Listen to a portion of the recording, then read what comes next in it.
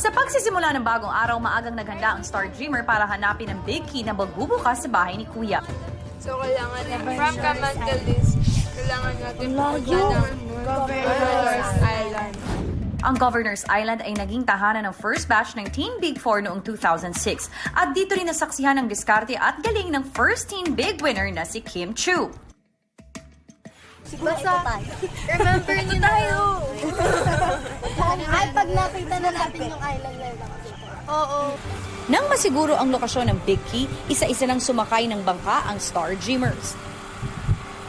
Siyempre po, nabigla po kami na sobrang short na lang din po pala ng time para makapagsama-sama kami and nagawa na po namin lahat ng challenge. Sobrang natuto po akong magtiwala sa kapwa ko ka-Star Dreamers na alam ko naman po na 8 is better than 1 po talaga, na sobrang dali po gawin ng mga challenge. Basta po madami, willing po lahat na ma-achieve or mapagtagumpayan yung lahat ng challenge.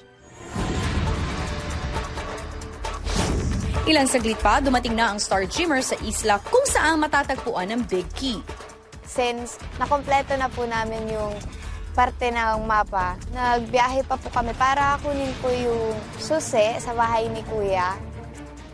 Good morning, Star Dreamers! Good morning, Kuya Robbie! Matapos nyo makuha ang tatlong bahagi ng mapa, dinala kayo rito mismo sa Governor's Island, di ba? Pero ngayong umaga, may isa pa tayo mga kasama. Tulad nyo, nagkaroon rin siya ng simpleng pangarap. At naging teen housemate rin siya ni Big Brother. Oh, sino?